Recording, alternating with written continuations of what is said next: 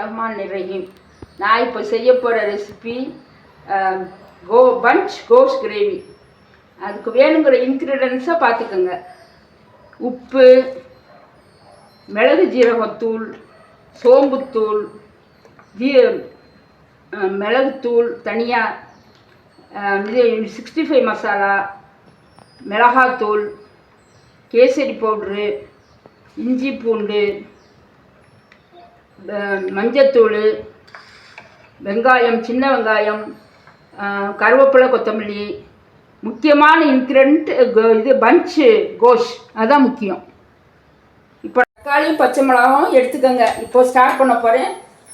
Start. அடுப்பை பற்ற வச்சுக்கிட்டு குக்கரை வைங்க. அடுப்பில் வச்சுட்டு ஒரு 3 புளிக்கரண்டி எண்ணெயை ஊற்றுங்க.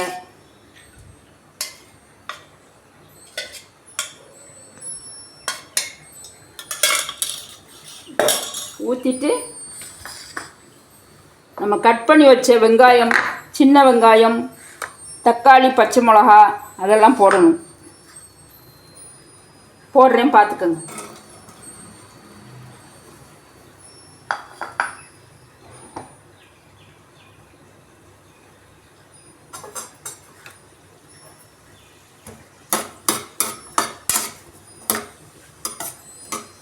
போட்டு நல்லா வதக்கி விட்டுக்கோங்க வெங்காயத்தை.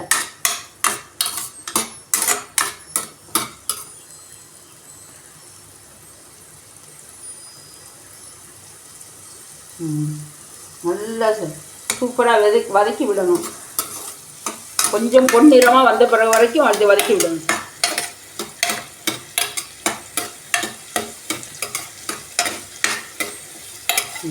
வதக்கி விட்டுட்டு நம்ம கட் பண்ண தக்காளியும் பச்சை மிளகாவையும் போடுங்க.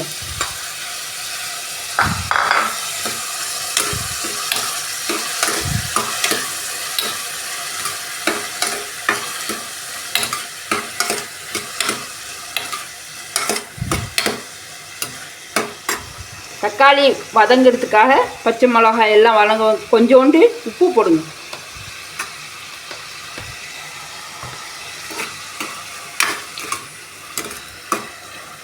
நம்ம எவ்வளோ நல்லா வதக்குறோமோ அவ்வளோ தூரத்துக்கு கிரேவி சூப்பராக இருக்கும். அதுக்கப்புறம் எடுத்து வச்ச இஞ்சி பூண்டு கொஞ்சம் போடுங்க. சும்மா 1 ஸ்பூன்.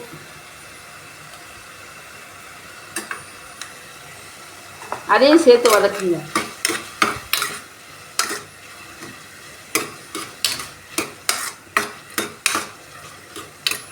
வதக்கிட்டு கருவேப்பிலை, கொத்தமல்லி கொஞ்சம் போடுங்க.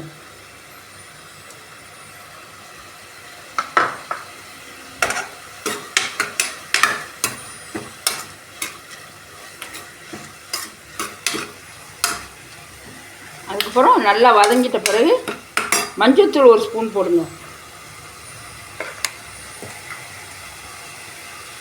மிளகாத்தூள் 1½ ஸ்பூன் போடுங்க.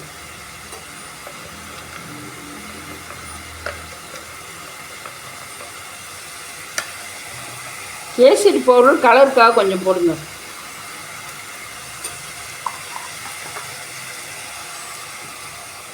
$65 மசாலா ஒரு 3 ஸ்பூன் போடுங்க.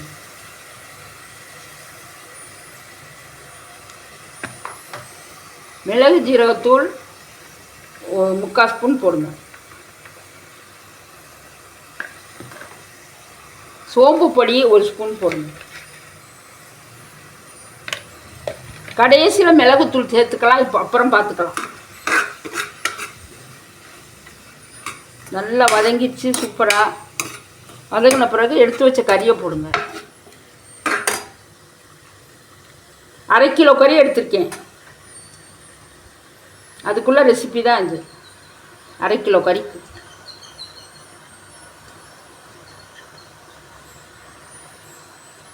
போட்டு நல்லா வதக்குங்க. இந்த மசாலாலாம் அந்த கறியில் பஞ்ச் ஆகணும். அது மாதிரி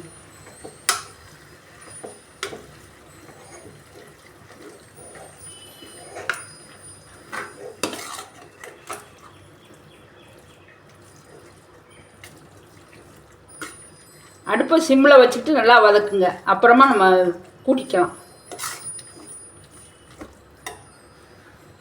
2 டம்ளர் தண்ணி ஊற்றணும்.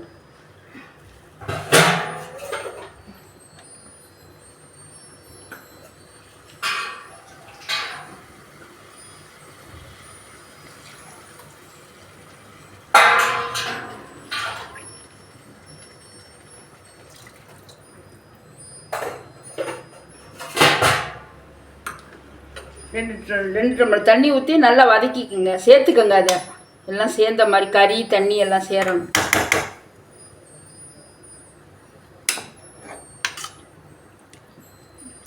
அப்புறம் குக்கரை மூடிடுங்க.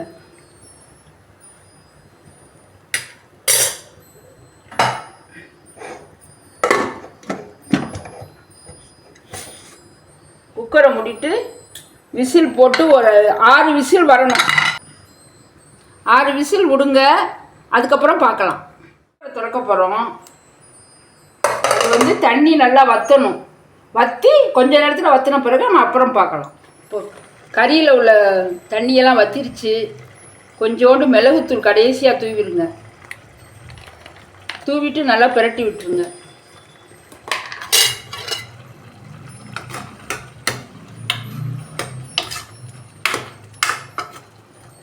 இப்போ கோஷ் பஞ்ச் கிரேவி ரெடி ஆயிடுச்சு.